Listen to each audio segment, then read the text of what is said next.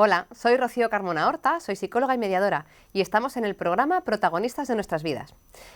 En este mes, en el mes de noviembre, estamos conmemorando el Día de la Infancia, el Día contra los Abusos Sexuales en la Infancia y el Día de la Violencia de Género. Por eso vamos a continuar hablando de abusos sexuales como el programa anterior y lo vamos a hacer esta vez hablando sobre las consecuencias que tiene a largo plazo, sobre los efectos y los mecanismos de supervivencia en las víctimas de abusos sexuales. Comenzamos.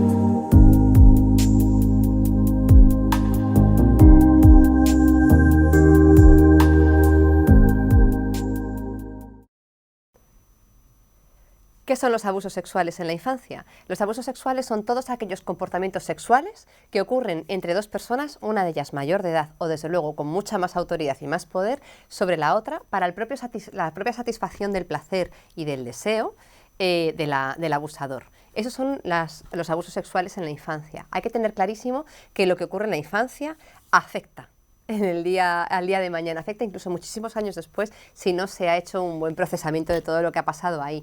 Y comprender las secuelas es importantísimo para poder sanarlas y buscar alternativas y poder estar mejor en la vida. Yo me acuerdo que en la consulta, en uno de los talleres que hicimos, había una mujer que me decía que los abusos sexuales o la terapia de los abusos sexuales era como esas bolsitas, esos plásticos, ¿no?, que vienen ahí, esas gabardinas que vienen en plástico, plastificadas, que cuando las sacas luego ya no eres capaz de volverlas a plegar lo bien que estaban para volverlas a meter en la funda de la capita, que eso ya no es posible. Y es verdad que cuando se comienza una terapia se desata ahí un montón de dolores y de historias soterradas que duele mucho, pero que también es la única forma de poder sobrevivir a ellas. Muchas veces cuando las mujeres vienen a consulta vienen por cualquier otro problema, pues porque tienen muchos problemas de relaciones, porque las parejas que tienen son siempre un desastre, porque se van peleando con todo el mundo, porque no saben quiénes son, están perdidísimas, no se ubican, no se comprenden y no se dan cuenta de que todo eso son secuelas de unos efectos, de unos abusos que han vivido cuando eran muchísimo más pequeñas, hace muchísimos años. Entonces, cuando empezamos a plantear es que esto hay que trabajarlo, hay que empezar desde el inicio, lo que yo siempre empiezo haciendo es identificando cuáles han sido esos efectos que han ocurrido.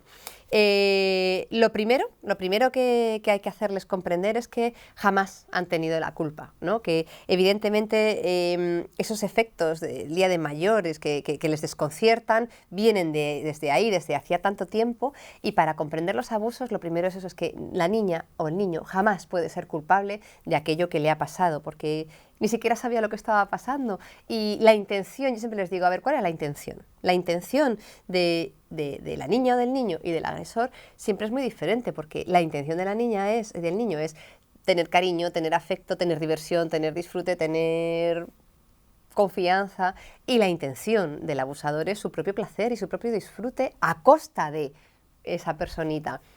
Por lo cual, cuando se dan cuenta de esa diferencia de intención, de esa diferencia de madurez, porque la sexualidad que tiene una personita con 6, 7 años no tiene nada que ver con la que tiene una persona con 23 o con 58. El desarrollo evolutivo es muy diferente. Las personas tenemos sexualidades de que nacemos hasta que nos morimos, pero va cambiando el para qué, la intencionalidad y tal. Y siempre, además, cuando tienen conductas sexuales con 7 años, si son adecuadas para esa edad y son en condiciones de igualdad, no es un abuso ni mucho menos, es un descubrimiento de su cuerpo. Pues cuando se juega a los médicos, a las mamás o a los papás, que se ha hecho a lo largo de toda la historia es explorar el cuerpo de la otra personita. Pues mira, mi primo tiene un pene, fíjate qué grande es, o empiezas a tener pelitos, sí, o mi mamá tiene tetitas, pues eso es descubrimiento y eso es normal. Y además cuando se hacen juegos pues mira, te enseño una tetita o me das un beso, son juegos en los cuales siempre hay igualdad y libertad, por lo cual no es para nada una relación abusiva. Pero cuando ya se da una sensación, y es que eso siempre se siente, hay una sensación de que esto hay algo aquí que no me está gustando, hay algo aquí que no me está cuadrando. Es una señal de que el cuerpo es sabio y habría que escucharlo y habría que enseñarle a los niños y a las niñas a que escuchen esas señales porque es la mejor forma de ayudarles a protegerse. Pero es muy difícil que se protejan porque estamos hablando que los abusos sexuales casi siempre ocurren por parte de personas de gran confianza. Por lo cual, desconfiar en alguien en quien tienes confianza, pues es incompatible, no puede ser. En alguien que estás diciendo, venga, te vas a quedar con tu padrino que te va a cuidar y vas a estar muy bien, que es que yo me tengo que ir a trabajar. Pues ¿cómo voy a desconfiar de mi padrino? Se me están diciendo que me quede con él porque yo me voy a trabajar, mi mami se va a trabajar. Pues no voy a desconfiar de él. Por lo cual, todo lo que ocurra, todo lo que haga, pues voy a entender que hay que aceptarlo y que hay que aguantarlo. Vale, entonces es muy difícil comprender el concepto de amor y violencia dos en uno, si nos pasa de mayores. Cuando se viven relaciones de violencia de género, cuesta entenderlo. Que cómo puede ser que la persona que me quiere y a la que quiero me haga este daño. Pues imaginaros muchísimo más cuando se es súper peque y su proceso, ya os digo, evolutivo no está desarrollado. Entonces, ¿qué es lo que hacen? Esas personitas sienten que algo no está funcionando, que algo falla, pero lo más habitual es que sientan y piensen que es por su culpa. Esto es lógico. Los niños y las niñas piensan que cuando algo malo ocurre es por su culpa y es un mecanismo de supervivencia, porque si yo creo como niña que algo ha pasado por mi culpa, mi papi se porta mal conmigo por mi culpa, pues pienso que yo también tengo algo que hacer, puedo hacer algo para resolver eso. Si me ha hecho esto porque yo he sido mala, pues si me porto bien no me lo va a hacer. Es lo que yo interpreto como niña. Lógicamente no tiene nada que ver porque el abuso es una agresión y es un delito y quien lo comete es quien es la persona responsable y no sobre quién se comete, que es que estamos dándole la vuelta a la tortilla. Pero ya os digo que es normal que la niña o el niño pues piense que es por su culpa, por lo cual se defienda y se pueda proteger pues muchísimo menos, lógicamente. Es como, ¿cómo podría ser una niña o un niño responsable? Es que no se puede. Hay un libro que se acaba de publicar hace poquito que se llama El consentimiento, creo que es una periodista francesa. Y ella cuenta su historia de cómo cuando tenía 13 años se enamoró perdidamente y locamente de un escritor súper emblemático francés, no recuerdo el nombre, que tenía creo que decía 53 o 58 años. Un hombre al que le han dado premios literarios después de saberse todo esto, premios literarios, de un gran reconocimiento social y que estaba con ella de 13 años y no pasaba nada en los años 80. ¿Cómo puede ser que nadie se echara las manos a la cabeza?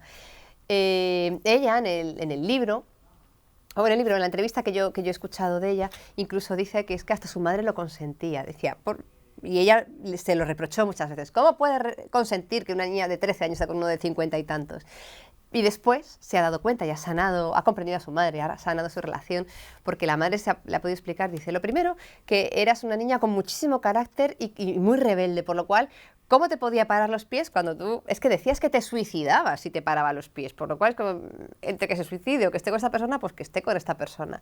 Y dice, y lo segundo, porque la madre llegó a pensar que es que quizás ella estaba demasiado reprimida y no comprendía y no tenía suficiente libertad en su cabeza. Entonces, como vivía en un entorno pues más de mayor libertad, de mayor modernidad, pues entonces que a lo mejor es que ya no era lo suficientemente moderna y por eso, aunque no le gustara, pero a lo mejor es que tenía que consentir porque era mejor.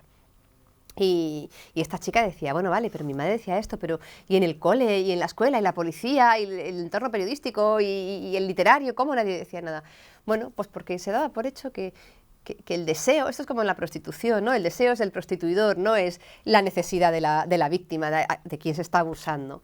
Pero bueno, se miraba, muchas veces se mira para otra parte, o se le quita, o no se da importancia a las secuelas y consecuencias que eso tiene, que evidentemente en esta mujer dice que evidentemente la han tenido.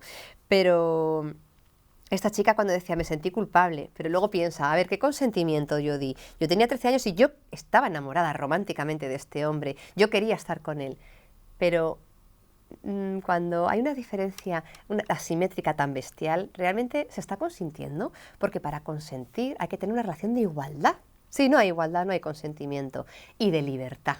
Porque si yo no me siento en libertad y en confianza para poder decir algo, no lo voy a decir. Voy a consentir, pero sin libertad. Por lo cual, eso no es un consentimiento real. Pero claro, la víctima piensa que como ha permitido, que como no ha parado, que como no se ha puesto lo suficientemente firme y tajante, pues que lo ha permitido y por eso se sienten culpables. Bueno, ideal para las secuelas del día de mañana e ideal para mantener la ley del secreto, que como decíamos en el programa pasado, la ley del secreto o del silencio beneficia solamente a los agresores, y además va a hacer que la niña o el niño escondan los hechos, que no se lo quieran decir, bueno, lo primero, que ni a sí mismas ni a sí mismos, pero mucho menos a los demás, porque si están haciendo algo que no encajan, que no comprenden, pero que es desagradable, pero que encima son culpables, ¿a quién se lo van a querer contar? Es como yo no voy a delatarme, voy a intentar hacer todo lo posible para que esto pase lo más rápido posible, pero no me voy a delatar. Fijaros qué peso más fuerte tienen los niños y las niñas, es tremendo. Entonces, estas personitas tienen que aprender a protegerse de alguna forma a solas. Y se protegen con los recursos que tienen súper buenos, pero teniendo en cuenta que son niños y niñas, es decir, bastante limitaditos. Estas formas de protegerse yo lo llamo como máscaras que se ponen para poner la sonrisa, que por dentro estén con un dolor que te pasas, y son mecanismos de supervivencia, les permiten sobrevivir. Y digo que son fantásticos en ese momento con las condiciones que tienen, porque no tienen otros recursos, pero que evidentemente a largo plazo suelen ser dañinos. Hay otros mecanismos de supervivencia que son fantásticos, pero otros no tanto. Vamos a ver cuáles son. Pero antes de ver los efectos concretos, os tengo que decir que en terapia siempre vemos primero qué consecuencias ha tenido. Porque los abusos sexuales son como, yo siempre digo que son como un pulpo, ¿no? Con los tentáculos que llegan a muchas partes diferentes. Y cuando agarras un tentáculo se te sale por otro lado. ¿A qué me refiero? Los abusos sexuales no afectan únicamente a nivel sexual a la persona que los ha sufrido. Atentan contra toda la seguridad de la persona, atentan a todas las facetas de la personalidad, atentan a las emociones, porque sus emociones van a ser bastante caóticas, atentan a las relaciones de confianza con otras personas, porque ya no voy a tener confianza, me voy a volver una persona bastante desconfiada, atentan al concepto del cuerpo que tienen, porque probablemente rechacen su propio cuerpo o lo consideren sucio o culpable, y lo de sucio es algo que por más que se laven lo llevan impregnado, claro, mentalmente, más que físicamente. Afecta a las relaciones sexuales que tengan, afecta a las relaciones de pareja que vayan a tener en un futuro, a sus relaciones con la familia, a la intimidad que tengan, a la gestión de los conflictos, les afecta en todas las facetas y en todas las formas de comportarse. Es bestial. Y además afecta, como os decía desde el principio, desde que somos peques hasta que somos mayores. Va a lo mejor cambiando el mecanismo de supervivencia que tengamos o el nivel de afectación o según los mecanismos de supervivencia que yo haya desarrollado, pero me va a afectar. Entonces, esa persona va a buscarse esos mecanismos de supervivencia que os decía antes. El primero, y uno que es muy práctico y útil en aquellos momentos, es que van a volverse personas súper sensibles. Muchas personas que de adultas son personas hipersensibles, son personas que de pequeñitas han tenido que desarrollar esa sensibilidad al entorno súper desarrollada para protegerse. Es como si fueran animalillos chicos en peligro. ¿Qué hace un animal? ¿Qué hace un gato cuando viene el perro? Se queda quieto, abre mucho los ojos y observa. Y eso es lo que hacen estas personitas, quedarse quietas y observar y estar muy pendientes de todo lo que está pasando. Son personas que son súper observadoras, que llegan a un entorno y ¡boom!, hacen el fichaje de todo lo que hay alrededor y súper perceptoras de cómo está la otra persona, muy sensibles a lo que tengan a su alrededor. De hecho, muchas veces, cuando son adultas, son personas que se dedican al mundo de la creación, pueden ser personas bohemias, creativas, artistas, pues ya se puede dedicar al mundo de la danza, de la fotografía, del cine, al arte, porque tiene esa capacidad de ver, de observar, de percibir, de sentir, por lo cual es un mecanismo de supervivencia súper adaptativo y que el día de mañana también puede ser muy positivo. Lo malo es que, claro, ese nivel de alerta tan constante es agotador y no es necesario el día cuando son más mayores o cuando salen del entorno peligroso, por lo cual tiene una parte positiva, pero también tiene un desgaste bestial que tienen que tenerlo en cuenta. Otro mecanismo de supervivencia que es muy habitual es el del caos, porque han aprendido a lo mejor a vivir en el caos o porque en el caos hay mucho ruido mental y cuando hay ruido mental no tengo que pensar en lo que está pasando, ¿no? A lo mejor les gusta, pues cuando digo el caos es estar en casa con la música, con la tele puesta a la vez, con todo desordenado, con vidas caóticas, ahora estoy aquí, mañana estoy allá, tengo 10.000 millones de parejas, un hijo de cada padre, yo qué sé, pues porque vivo en ese caos, porque yo no estoy organizada, porque yo no estoy centrada, porque yo no estoy en mí. porque cuando algo me duele muchísimo y no me puedo ir de ahí, mi cuerpo no me lo puedo llevar, pero mi mente sí, por lo cual estoy como escindida, estoy como dos en una. Por un lado, mi cuerpo va de forma autónoma y hace lo que tenga que hacer, pero la cabeza la tengo en otro lado. Entonces son mecanismos de supervivencia. Y también puede pasarnos todo lo contrario, que en vez de estar en el caos, esa persona quiera estar en el orden absoluto, llegando a tener un trastorno obsesivo compulsivo, porque como iremos viendo, los mecanismos de supervivencia son siempre extremos, no hay término medio, ¿no? Yo con las víctimas de violencia sexual me he encontrado que o bien tenían las mejores parejas, de decir, un marido comprensivo, cuidador, cariñoso, excelente, hasta sumiso incluso, o todo lo contrario, parejas que son pues muy poco deseables. Por lo cual es como que si puede estar en el caos o puede estar en el orden más absoluto porque sabe que así o percibe o piensa que así controla, ¿no? Es como yo, si sé que esto está aquí, sé que no me va a pasar nada, por lo cual se vuelven al control más absoluto. Con respecto a las relaciones interpersonales, pues va a pasar que van a tener un problema de confianza, como decía, la confianza es el pilar principal que se rompe en un abuso sexual, cuando es una persona conocida y cercana. Por lo cual, si la persona que me quería me hizo daño, ¿cómo voy a confiar en otra persona que no conozco? Vamos, ni por asomo, porque es que no voy a estar en disposición de hacerlo, por lo cual es fácil que yo vaya poniéndole pruebas a la gente. Muchas veces dicen, es que yo voy poniendo pruebas y cuando sé que, por ejemplo, en pareja, cuando sé que la relación empieza a consolidarse y a funcionar, hago lo posible por salir corriendo de ahí porque me da pánico ponerme en riesgo, porque no saben diferenciar en cuándo es una relación sana de verdad y cuándo no lo es. Por lo que decía, esa confianza queda rota.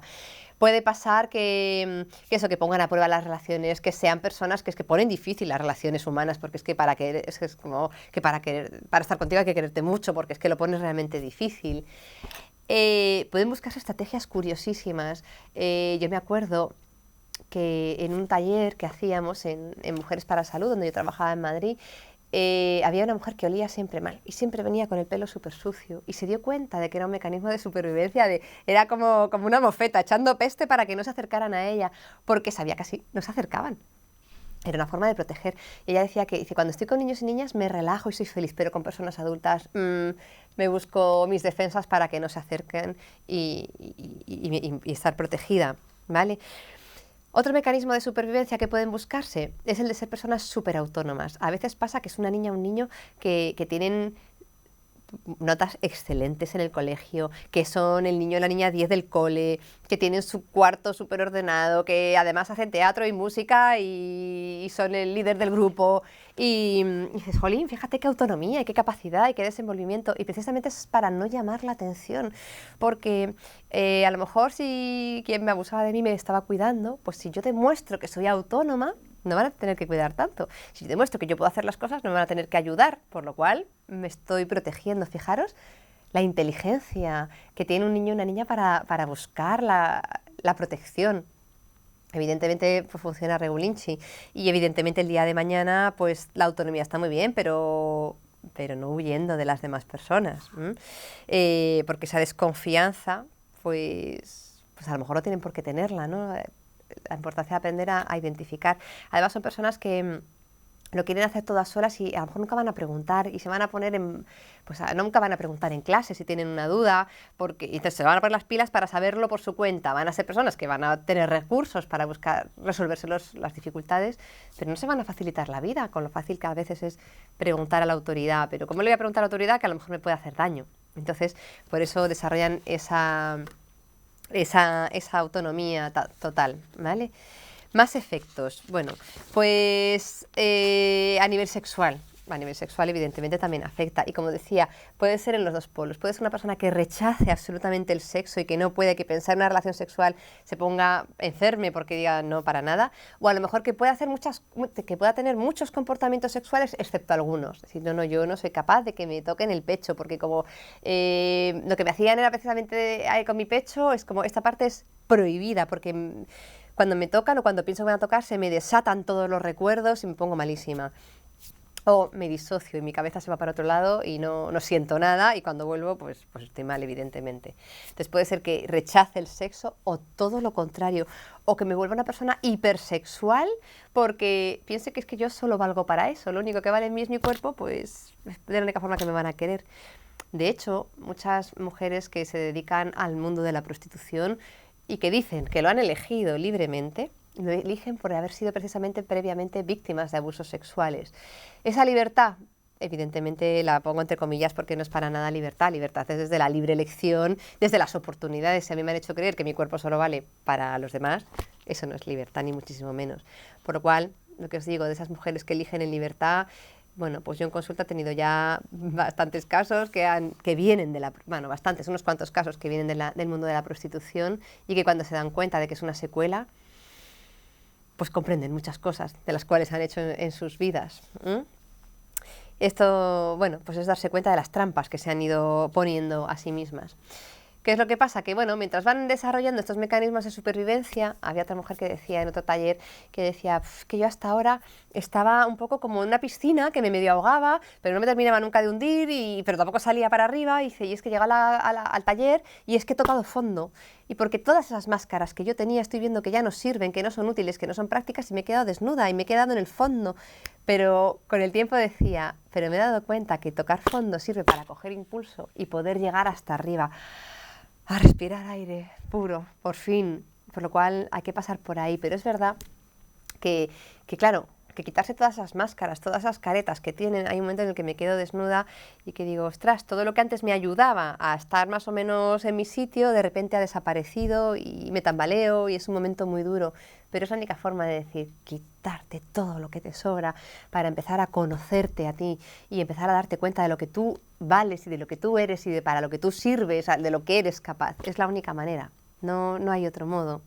Entonces es verdad que a veces abrir esa bolsita que os decía, ¿no?, con la capa bien plegada, pues a lo mejor es que no hay que volverla a plegar nunca más porque no es necesario, ¿no? Porque ya no llueve.